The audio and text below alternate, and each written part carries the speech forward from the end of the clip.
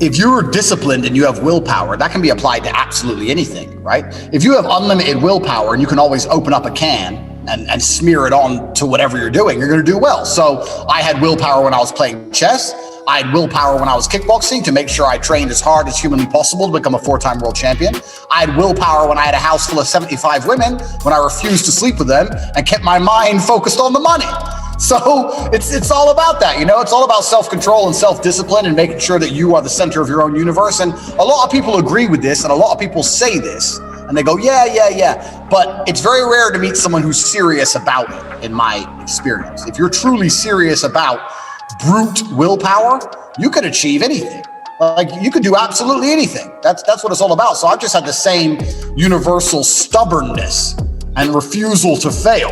And anything I've ever applied it at, I've done very well with for that reason. You don't get to discover anything about yourself. You don't get to discover any of your genetic advantages, any of your talents. You don't get to discover anything about who you are as an individual, your spirit, your soul, what you're made of. Without discipline, you can't even discover anything. So discipline is a key to discovery. Discipline teaches you all about yourself. It teaches you what you really have. You know, there's a whole bunch of people out there that might be the best pianist in the world, but they've never had the discipline to learn piano. So nobody knows.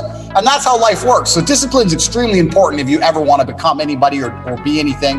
And everybody knows this, and it's a bit cliche to say, right?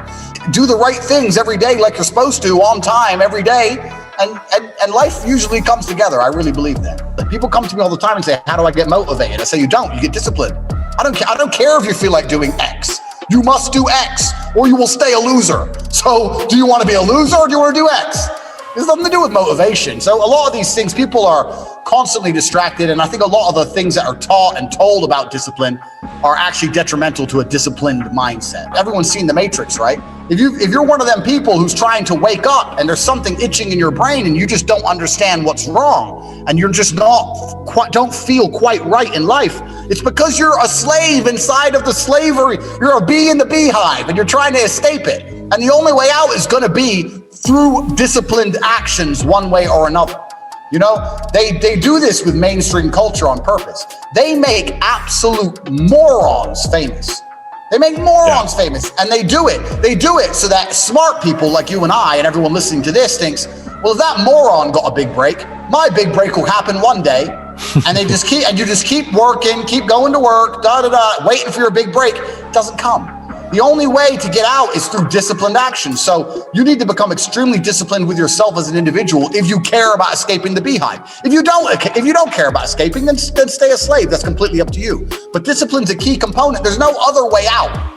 There is no other way out. That is it. It's something you have to do, and you're going to have to do things you don't want to do on time every single day, or you're going to suffer the consequence. That's how life works. Me and all my friends, all we talk about is money. If you're in a room full of, let me ask you, if you walk into a room and there's 5 men in there, and those 5 men are the best ice cream makers in the world, and you talk to them every single day, within a few months, you're going to know how to make ice cream. By hook or by crook, right? You're going to learn about ice cream, how to store it, how to make it, how to make the colors, how to make the flavors, because all they talk about is ice cream. If the people you meet and talk to only talk about money, guess what? You're going to learn how to make money. So a lot of people don't even have a place they can positively talk about something great they've done, because then they're seen as arrogant, right? Oh, he's bragging. He's bragging. He's boring. Why doesn't he just want to watch Netflix with the rest of us? man. And that's the price you're going to pay if you're an exceptional individual, right? And mediocre people are going to get upset with you. Well, you know, a whole bunch of people hate me, my friend, but I'm driving my Ferrari on my way to pick up my Bugatti, and I don't care. So that's how the world works. But I have these conversations with people all day, every day, and they'll agree with everything I say. And I say, okay, so what's your plan? And they'll go, and they'll start umming and ahhing. And I tell people my plan, like we've just discussed with the passports and the multiple bank accounts. I have bank accounts in 30 countries. I have money hidden all over the world. I tell everyone my plans, and they're like, oh, yeah, but you know, that's not really for me. I say, it's fine. We're not all the same. But what's your plan? Is your plan to just sit and because that's it, right? You're either a person who tries to carve his own destiny, or you're a victim of circumstance. If your plan is to just sit and wait and see what happens, good. I hope it works out well. I wish every single person on earth well. I'm not a malicious individual. You know, I watched a TV show. It's an English TV show you would have never heard of. And it's a guy is stealing a university education. He's going to university without paying for it. And he walks into class and they say, who are you? And he goes, oh, my name's not on the list yet. I've just transferred from another university. And they go, okay, no problem, sit down. And he says to himself, the whole world is just people walking into rooms and saying things. And it's a stupid little saying, but that clicked with me. I was like, he's right. Government is just people walking into a room and saying things. Business, it's just people walking into a room and saying things. Everything is just people walking into rooms and saying things. So if I want to have money, I need to find the right room and the right people. The key to happiness in life as a man is to have some sort of empire you're in charge of.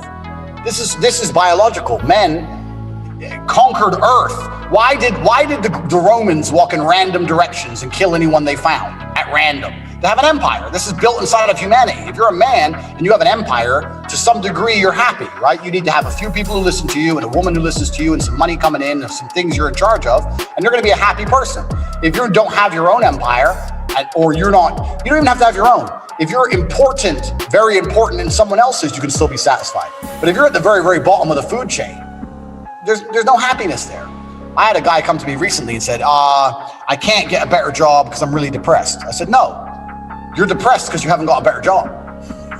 It's the other way around. Of course you're depressed. Your life is shit. What do you want me to say to you? Your life is terrible. You have no girlfriend and you're broke and you're fat.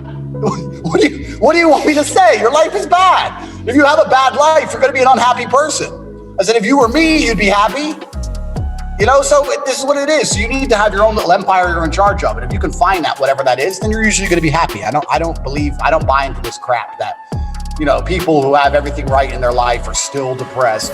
Well, I can tell you from my personal experience, I'm fine. And the only time I was ever pissed off or sad in my life is when I was broke. And now I'm rich and I'm fine. So don't buy into that lie, because it's a lie. So that's what I think. That's what I think life's about. Like we said, men risked their lives on the battlefield to control patches of land.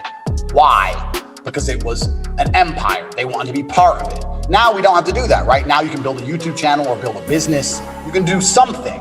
But it's the same biological triggers. It's the same evolutionary hardwired motivations. It's the same thing that makes a man want to work and become the CEO of a big company. It's the same thing that made people want to conquer Rome. It's the same thing.